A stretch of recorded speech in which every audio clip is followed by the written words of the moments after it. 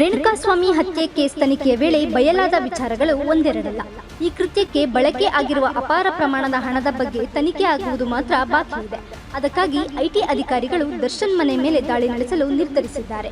IT ದಾಳಿಗೆ ನ್ಯಾಯಾಲಯದಿಂದ ಅನುಮತಿ ಕೂಡ ಸಿಕ್ಕಿದೆ. ಇದರಿಂದ ದರ್ಶನ್ಗೆ ಸಂಕಷ್ಟ ಇನ್ನಷ್ಟು ಹೆಚ್ಚಾಗಿದೆ. ನಟ ದರ್ಶನ್ಗೆ ಹೊಸ ಸಂಕಷ್ಟ ಶುರುವಾಗಿದೆ. ಇಷ್ಟು ದಿನಗಳ ಕಾಲ ಅವರು ರೇಣುಕಾಸ್ವಾಮಿ ಕೊಲೆ ಕೇಸ್ನಲ್ಲಿ ತೀವ್ರ ವಿಚಾರಣೆ ಎದುರಿಸಿದ್ದಾರೆ. ಅದೆಲ್ಲ ಒಂದು ಹಂತಕ್ಕೆ ಬಂದು ನಿಂತಿದೆ ಎನ್ನುವಾಗಲೇ ಹೊಸದೊಂದು ತಲೆಬಿಸಿ ಎದುರಾಗುತ್ತಿದೆ. ಈಗ ಐಟಿ ಅಧಿಕಾರಿಗಳು ದರ್ಶನ್ ಮನೆ ಮೇಲೆ ದಾಳಿ ಮಾಡಲು ತಯಾರಿ ನಡೆಸಿದ್ದಾರೆ. ಇದು ಕೂಡ ರೇಣುಕಾಸ್ವಾಮಿ ಕೊಲೆ ಪ್ರಕರಣದ ಮುಂದುವರಿದ ಭಾಗವಾಗಿದೆ. ಅಂದ್ರೆ ಈ ಪ್ರಕರಣದಲ್ಲಿ 85 ಲಕ್ಷ ರೂಪಾಯಿ ಹಣವನ್ನ ಪೊಲೀಸರು ಜಪ್ತಿ ಮಾಡಿದ್ದಾರೆ. ಆ ಹಣದ ಮೂಲ ಏನು ಎಂಬುದನ್ನು ತಿಳಿಯುವ ಉದ್ದೇಶದಿಂದ ಐಟಿ ಅಧಿಕಾರಿಗಳು ತನಿಖೆ ಮಾಡಲು ಮುಂದಾಗಿದ್ದಾರೆ. ದರ್ಶನ್ ಮನೆ ಮೇಲೆ ಐಟಿ ದಾಳಿ ಮಾಡಲು ಅನುಮತಿ ಕೇಳಿ ನ್ಯಾಯಾಲಯಕ್ಕೆ ಅಧಿಕಾರಿಗಳು ಮನವಿ ಸಲ್ಲಿಸಿದರು. 24ನೇ ಎಸಿಎಂಎಂ ಕೋರ್ಟ್ ಅನುಮತಿ ನೀಡಿದೆ.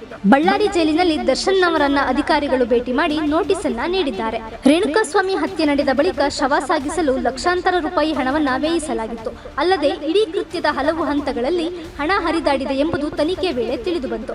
ಕೃತ್ಯಕ್ಕೆ ಬಳಸಿದ ಹಣದ ಮೂಲದ ಬಗ್ಗೆ ಬಳ್ಳಾರಿ ಜೈಲಿನಲ್ಲಿ ನಟನ ಹೇಳಿಕೆಯನ್ನ ಐಟಿ ಅಧಿಕಾರಿಗಳು ದಾಖಲು ಮಾಡಿಕೊಂಡಿದ್ದಾರೆ. ಕೋರ್ಟ್ ಆದೇಶದ ಮೇಲೆ ದಾಳಿ ಮಾಡಲು ಐಟಿ ಅಧಿಕಾರಿಗಳು ನಿರ್ಧರಿಸಿದ್ದಾರೆ. ಒಂದೆಡೆ ದರ್ಶನ್ ಅವರು ಜಾಮೀನು ಪಡೆಯಲು ಪ್ರಯತ್ನಿಸುತ್ತಿದ್ದಾರೆ. ಆದರೆ ಇನ್ನೊಂದೆಡೆ ಅವರಿಗೆ ಮತ್ತೆ ಕಾನೂನಿನ ಸಂಕಷ್ಟ ಹೆಚ್ಚಾಗುವ ಸಾಧ್ಯತೆ ದಟ್ಟವಾಗಿದೆ. ಅಕ್ರಮ ಹಣ ವರ್ಗಾವಣೆ ಆಗಿದ್ದು ಕಂಡುಬಂದರೆ ಐಟಿ ಅಧಿಕಾರಿಗಳು ಹೆಚ್ಚಿನ ತನಿಖೆ ಮಾಡಬೇಕಾಗುತ್ತದೆ. ಅದಕ್ಕಾಗಿ ದರ್ಶನ್ ಅವರನ್ನ ವಶಕ್ಕೆ ಪಡೆಯಲೂಬಹುದು. ಒಂದು ವೇಳೆ ರೇಣುಕಾಸ್ವಾಮಿ ಕೇಸ್ನಲ್ಲಿ ದರ್ಶನ್ಗೆ ಜಾಮೀನು ಸಿಕ್ಕರೂ ಹಣಕ್ಕೆ ಸಂಬಂಧಿಸಿದ ಕೇಸ್ನಲ್ಲಿ ಜೈಲುವಾಸ ಮುಂದುವರಿಸಬಹುದು.